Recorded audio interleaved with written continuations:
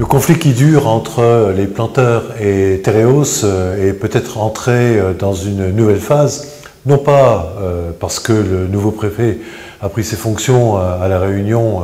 dimanche,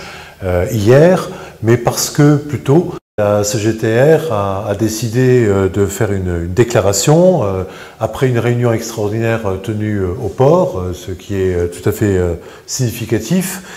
Et laisse présager des actions peut-être plus dures et encore plus bloquantes pour la Réunion.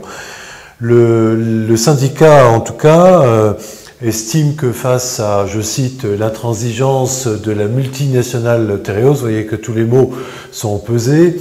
Tereos soutenu, je cite toujours, par un pouvoir politique, le gouvernement en l'occurrence, qui tourne le dos aux forces vives de notre pays. La CGTR appelle l'ensemble des travailleurs à la mobilisation, donc on peut supposer que notamment les dockers du port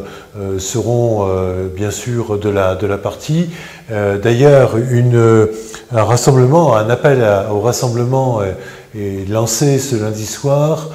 pour mercredi matin 6h au port. Si tel est le cas, ça veut dire que d'autres corps de métier, d'autres secteurs de l'économie de l'île vont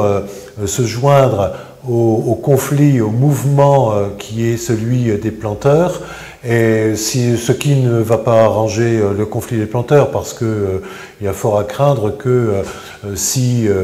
la CGTR, avec notamment les dockers, mais également de l'autre côté les transporteurs qui confirment la menace d'apporter leur soutien, mais peut-être pour d'autres raisons qui leur sont davantage propres, que tout cet amalgame ne finisse par couvrir, par diluer les revendications des planteurs, qui sont très clairement des revendications financières sur le prix qui leur est payé à la tonne de canne. Donc ce n'est pas un conflit strictement idéologique, c'est un conflit du travail entre des planteurs qui sont plutôt des propriétaires et Tereos, qui est l'industriel, qui, comme on le sait, va recevoir en octobre cette aide compensatoire d'un certain nombre de décalages dans les recettes des sucriers, pas seulement ici mais également en Guadeloupe, par rapport au prix et au coût de revient du sucre de betterave. Donc une aide qui ne sera versée qu'aux industriels,